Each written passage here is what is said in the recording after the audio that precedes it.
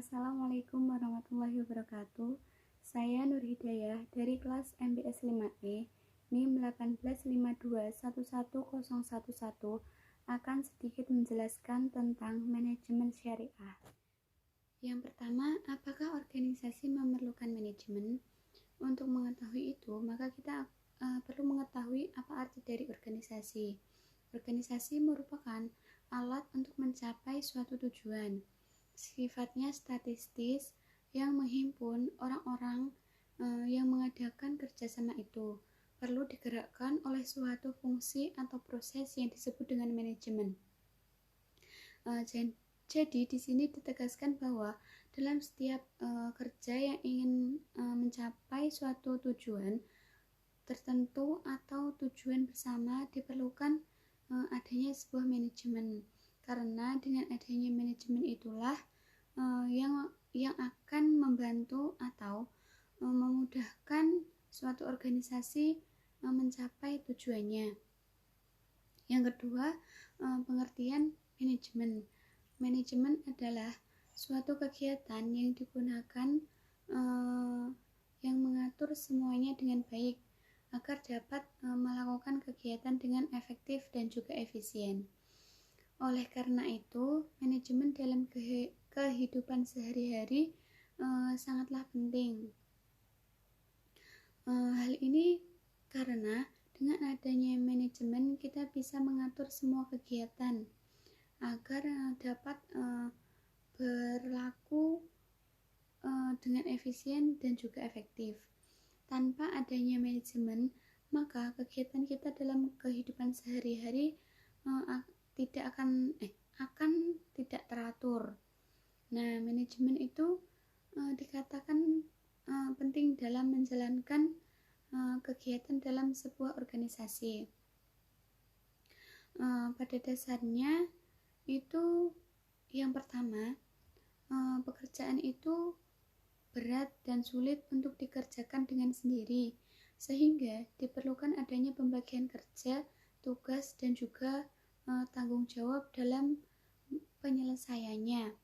Nah, yang kedua adalah suatu organisasi akan berhasil dan berdaya guna. Nah, yang ketiga, manajemen yang baik dapat meningkatkan kinerja dari semua potensi yang dimilikinya. Nah, untuk yang keempat, manajemen yang baik akan menghindari dan juga mengurangi pemborosan.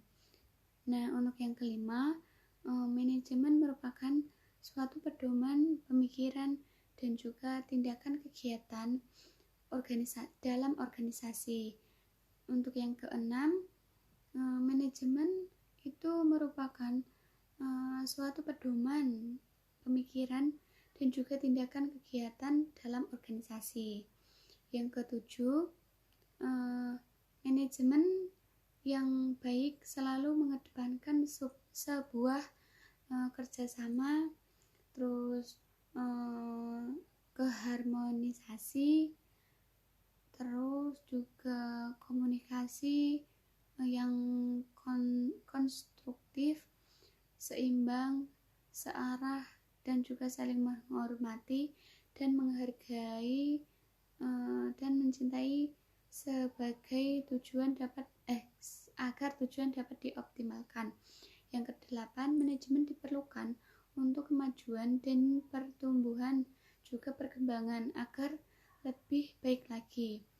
Nah, alasan utama manajemen itu dibutuhkan dalam suatu organisasi ataupun usaha, yaitu untuk memudahkan pencapaian tujuan, baik tujuan organisasi maupun tujuan pribadi. Manajemen dibutuhkan untuk mencapai tujuan organisasi dan tujuan individu yang ada dalam organisasi tersebut. Semua bentuk organisasi di mana orang-orang bekerja itu bersama-sama mencapai tujuan yang telah ditetapkan, membutuhkan suatu manajemen. Nah, manajemen diperlukan organisasi agar usahanya itu mencapai tujuan dengan lebih mudah. Nah, yang selanjutnya, untuk menjaga keseimbangan di antara tujuan-tujuan yang saling bertentangan. Manajemen yang dibutuhkan untuk menjaga keseimbangan antara tujuan-tujuan, sasaran, dan juga kegiatan-kegiatan yang saling bertentangan dari pihak-pihak yang berkepentingan dalam organisasi. Nah, itu bisa misalnya pimpinan, pegawai, pelanggan, terus pemilik, maupun supplier. Nah, terus yang selanjutnya itu untuk mencapai efisiensi dan efektivitas. Nah, banyak cara untuk mengukur hasil kerja suatu organisasi, dan salah satu yang umum adalah efisiensi dan efektivitas.